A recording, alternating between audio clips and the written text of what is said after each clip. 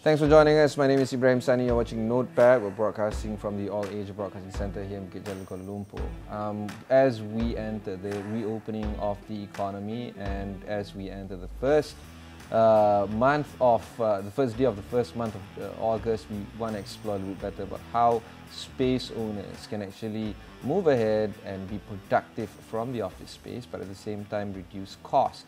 So a new technology has come into the forefront where office space owners can save tremendous amount of time on renovation and furnishing through a digitized offering.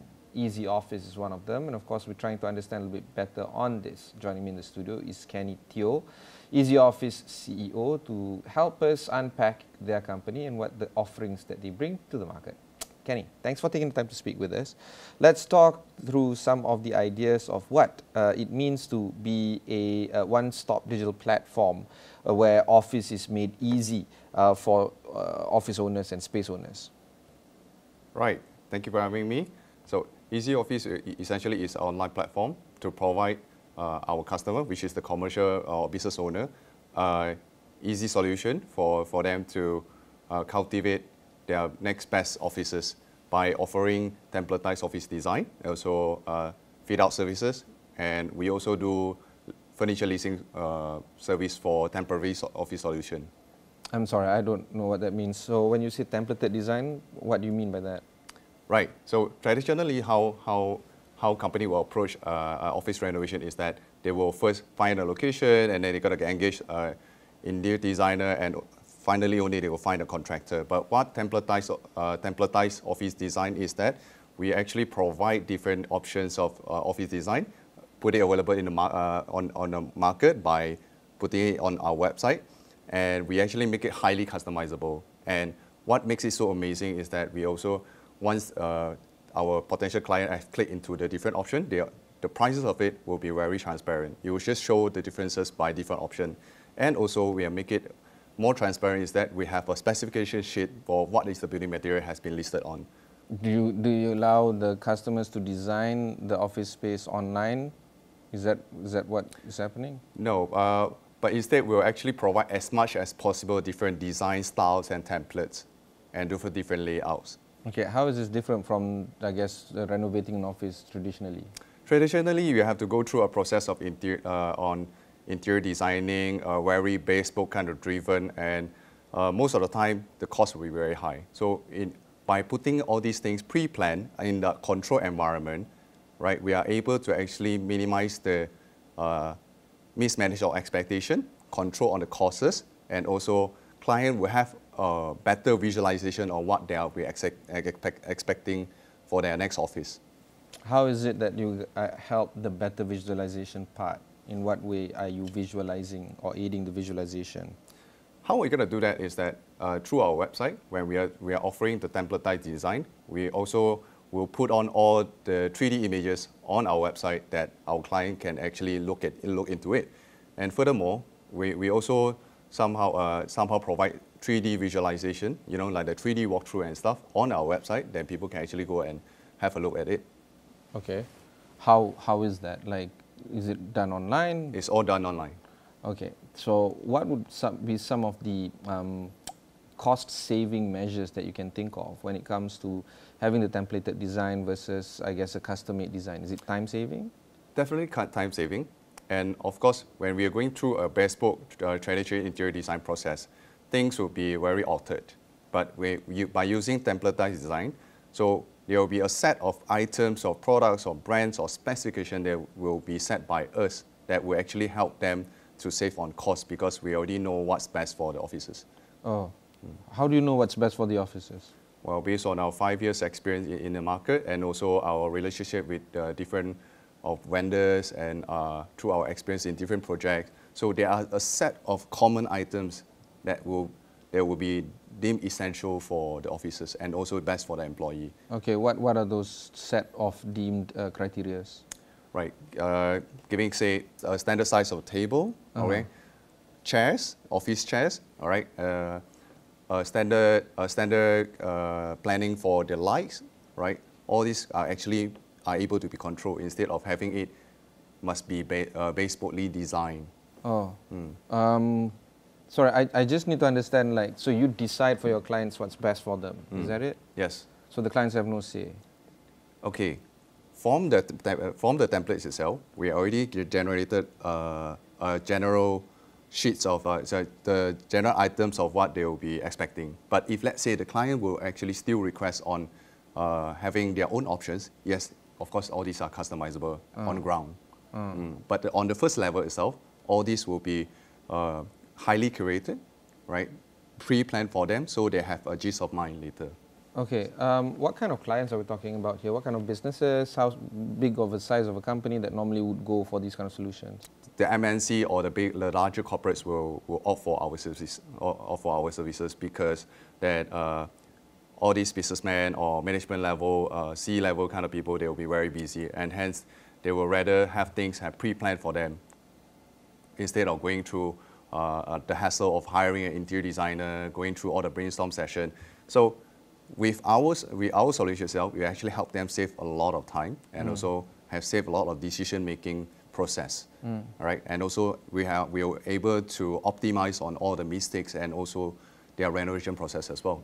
What about SMEs? Do you think that they are going to be a target segment for your customers, to be your customers? Yes, of course. We actually have a lot of SMEs as well, from different sectors, from petrol. Actually, it doesn't really matter about what industry they are in. Oh, no SMEs size. as well. Yep, as small as 500 square feet up to like 60,000 square feet. We'll try every size. Okay, we'll go for one short break. When we come back, we'll continue on with Kenny Teo of Ezy Office.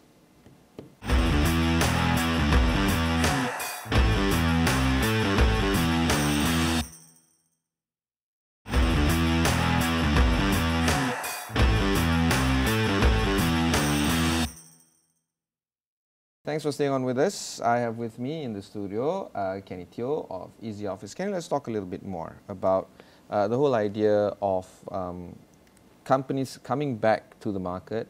Do you think that office space is still relevant in a post-pandemic world? Yes. Based on our research and also our feedback from our clients, office will definitely still be relevant.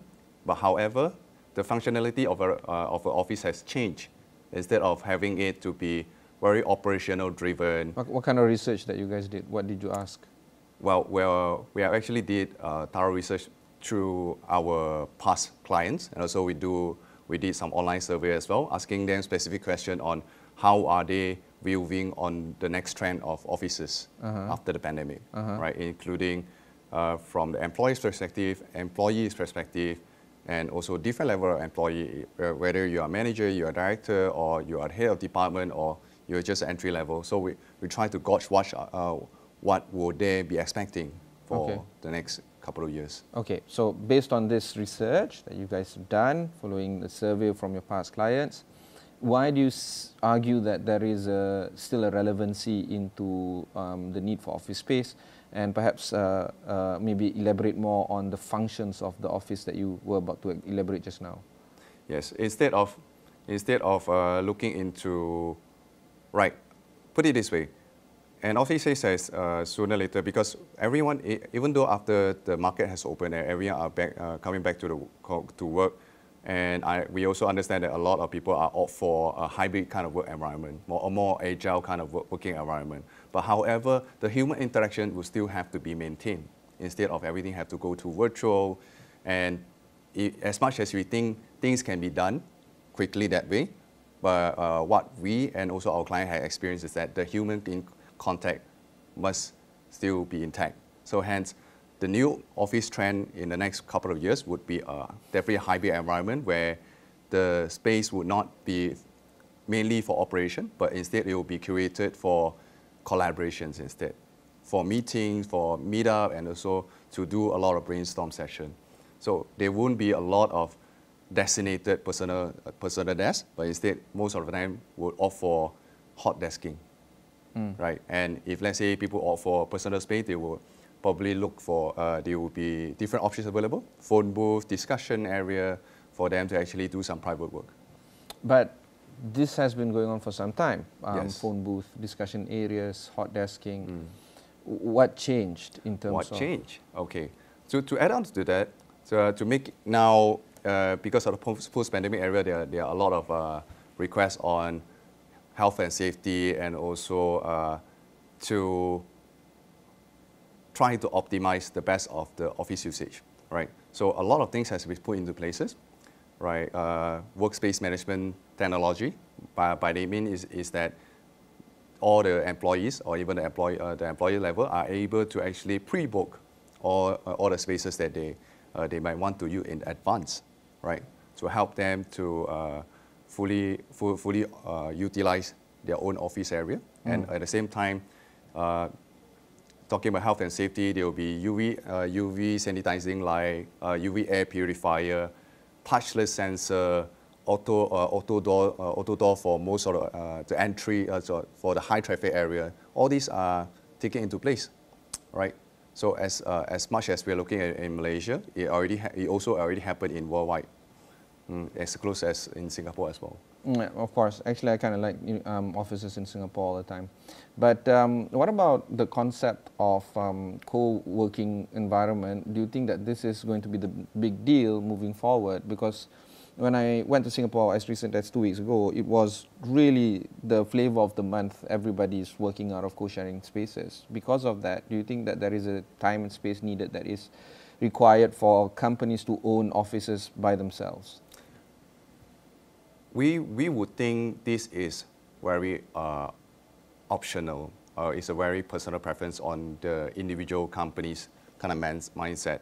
As much as we think co-working would be the next upcoming trend, but we will also realize that a lot of company, like especially the MNC, they have instead convert their own offices into a co-working space kind of environment, which is also what we have spoken, a more collaborative kind of workspace. So you don't think that there is a pro or con in having an own space versus working out of a co-sharing space? Yes, I do agree with that. There's no contradiction on working in either a co-working space or actually companies wanting their own space to work like a co-working area. All right. We'll take one more short break. When we come back, we'll discuss a little bit more with Teo of Ezy Office.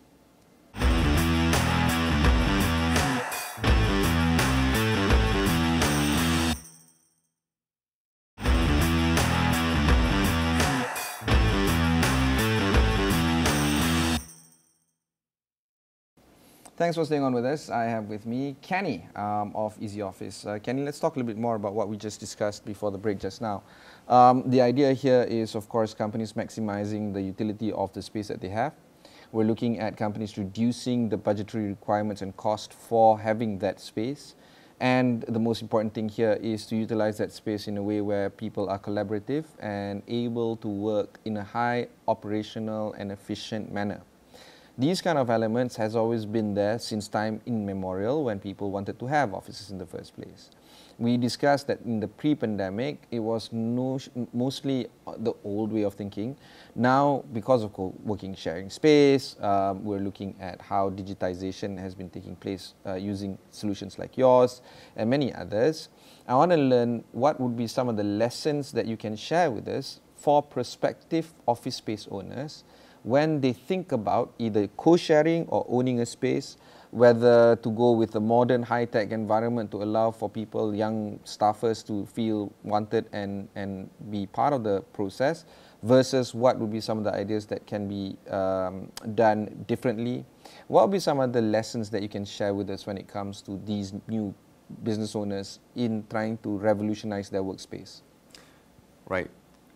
First of all, I think as a startup founder like myself, we can probably put it in relevant that how we'll always have a dream on what our offices were supposed to be like, but where it be a function high, very high tech, futuristic or funky kind of environment. As much as we want everything of this one, but I would always encourage my fellow founders, friends, or partners that they should always look into their business needs in the next 5 years to plan ahead, right? Looking for the space that they need, having it more flexible in growing, You know, there are a lot of availability, like places like Guacoland Towers or some of the more up and coming different towers, right? They actually offer flexible upgrading on the space utilization, meaning it's keeping them flexible. You know, having said that, they also need to think about what are the main business activity they're going to have in the next 5 years, what is the scale they're looking after, and then based on that, put into discussion with their employee and then discuss on how is the layout and the design of their office supposed to be, instead of taking everything into their own hand to decide. Yeah, of course, not many people understand the concept of office space, office renovation. They are mostly doing their own business, which is driving their own way of doing things.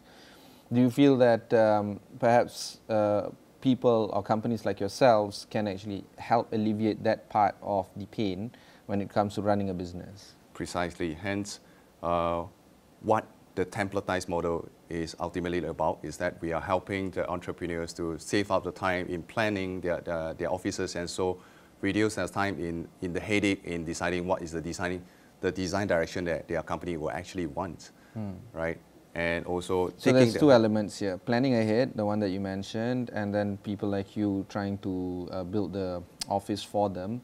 Do you help be that consultant to help them plan ahead? Because sometimes what they plan may not necessarily be the same with what you plan. And at the same time, they know their business more than you do know their business. Yes. Just like the other way around, you know more about your business, they don't know so much about your business. How do you help your clients achieve that extra modularity of growth, considering that now you are doing that secondary work of them, which is trying to build an office for them? Right. So whenever we engage a client who are looking for growth and also want to plan ahead for their business, we'll give them, after giving example, they have chosen one of our templates design. And end of the day, we still have to meet the clients and discuss further in what exactly, how they want to plan on their layout or some physical requirement of them. So from there, we'll start to garner a little bit more on what is ultimately more relevant to them and do alteration on ground itself. Maybe you can give us some case studies into what kind of alterations that you have done for your clients. Right. So very recently, we actually have a client who is actually a law firm, right? A law firm, probably in a young law firm who are seeking for growth. They have grown from 15 to 38 people now during the pandemic era. So now it has become vital for them to have a very efficient use of space, right? But at the same time, they want to save up a lot on the filing capacity. So based on the templates that we have given to them, a very compact layout, when we presented to them, we have made the authorization.